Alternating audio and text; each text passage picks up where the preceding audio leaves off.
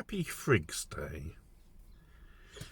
Now, if you follow me on my runic journey, you know that on Frigg's Day, Friday, that is the day that I look up the rune that I selected randomly from my rune bag on Odin's Day, on Wednesday. So I have 2 days where I don't know what the rune is and can try and pick up vibes from it or theories, and then on today I look into it and look at the established opinions or representations that are associated with the rune. It's quite an interesting rune, this, because, and I know that Ralph Bloom is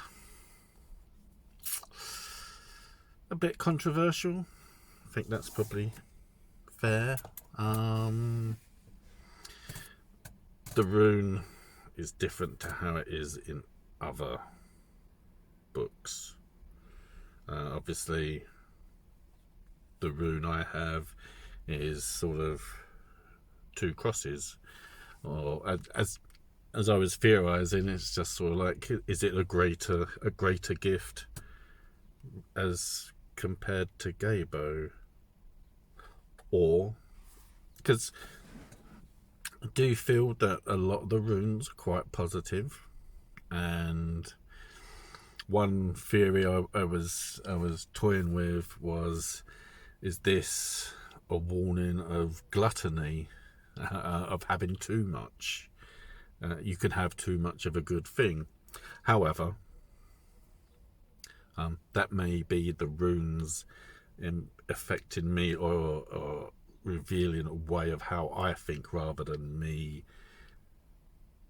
sort of connecting to the rune. Obviously, some of the other literature I have focus on ing being sort of a, my hands can't do it, symbol there. It's a diamond, I suppose, and reading up on it, it is very positive, super positive almost, which I find comforting. I have been, I suppose to some extent, the last few days have been testing, mainly because I was quite upset yesterday morning to wake up and find that some foxes had savaged sort of what essentially our feature flowers in our front garden. And the front garden of our house is a strange space. It's taken a couple of years for me to get an idea in my head on how I wanted to work the space, because it's got an awkward shape and I like to sort of have, or try and have, balance. There's also sort of, there used to be a tree in the space, and the tree was cut down, so there's sort of, the base is there. That creates a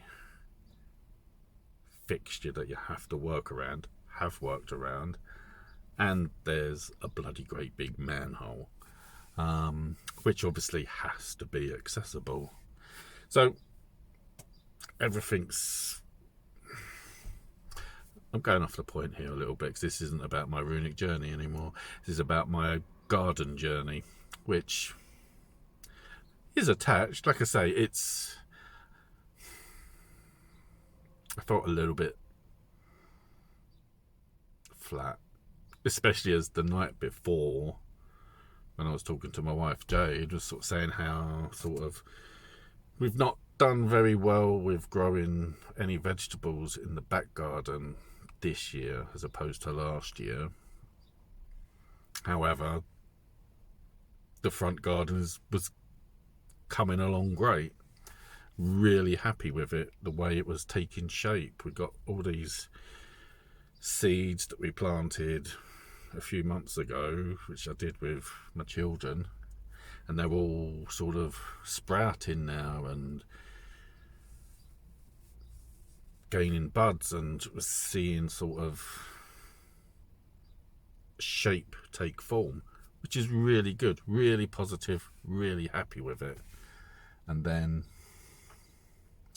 foxes were not good guests and came in and savaged things. So yesterday, after getting home from work, I did the best I could to try and salvage our flowers.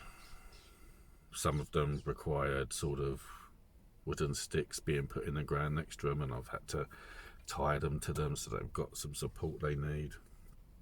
And say this feature flower, was really happy with it. It's been getting a lot of attention by bees and that, and it was savaged, absolutely savaged. But I've now given it the best help I can. I'm not a master gardener or anything. It's just a hobby. But I have done what I can to give it support and some nurturing, and hope that the foxes have not killed it and that it will continue to grow and return to the glory it did have, because it was a really interesting and beautiful plant. I will say, the fact that it has been savaged, it has exposed sort of some alternate view to it, where we can see sort of like the underside of some of the leaves that are really sort of vivid colour, which you wouldn't have seen. But yeah, that's not really the point. I was quite stomach churning to sort of go out into the front garden yesterday morning and to see the destruction. However, I gotta try and be positive and hope that the first aid to the plants will hold and they will persevere and survive. So I have to take that into account with this rune and the knowledge of this rune and what it represents. I'd say to some extent I've felt like I've hit a plateau to some extent. It's interesting when you listen or watch other YouTubers or other people talk, how sort of you can lose connection to the gods or feel disconnected. And I get what they're saying.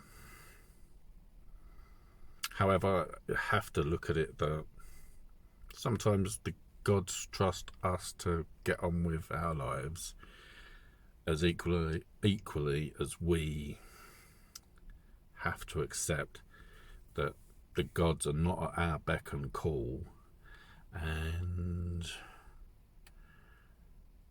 we don't need to be jumping up and down for their attention. It's a working relationship, and it's up to us to continue and honour the gifts that we have been given that make us humans. that we can think for ourselves, we can look after ourselves, and the times will come when the gods may visit if they want to. The door's always open, and really it's nice to have a settled routine with my runic journey.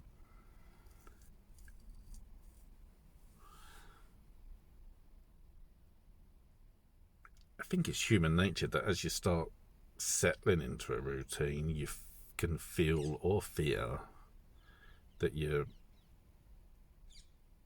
things are quiet, but quiet isn't a bad thing. And it's the same with my runic journey.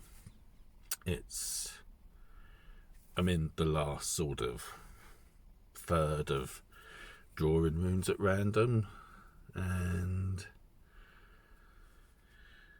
to some extent it feels like you're closing to an end, that the rune bag is smaller. There are decisions ahead of me that a few months ago were far ahead of me, that are getting closer and closer to me, that I have to make a decision on. Namely, something like sort of the blank rune in particular is, what do I do about that? What is my opinion on that? The fact or the feeling that we have a certain amount of runes available to us as humans, but there are more runes that are not necessarily meant for us, but that we can create more or tap into the source of rune power.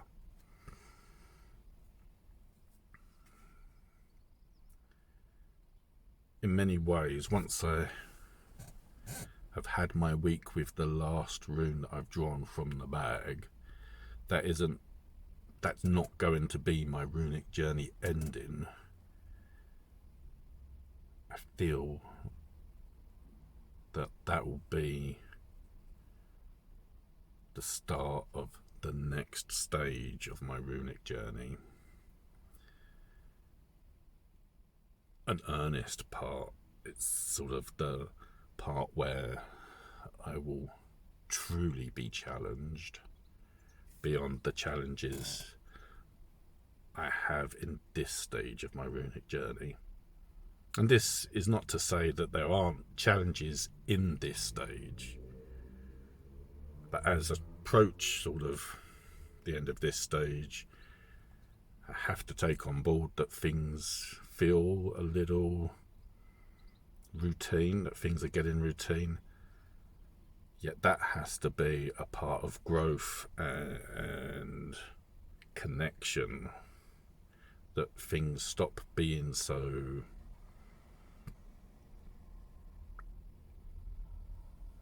special because they're becoming integrated with my work, my power.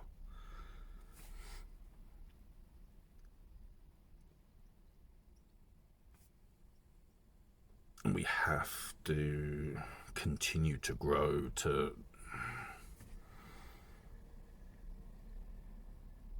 be content, which seems slightly a paradox. Contentment means in many ways sort of accepting what you have.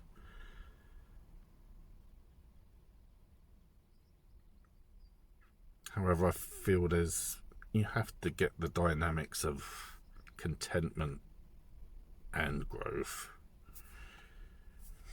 Seek out wisdom.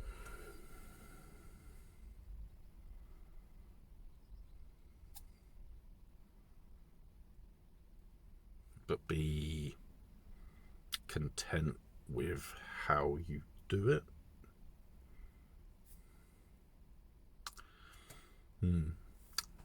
Something to think about, and I've waffled enough. So if you have watched this video, thank you very much. It's good to be back on tech that I'm a lot more comfortable using after a week of struggle. And have a good weekend. I will see you soon. Goodbye.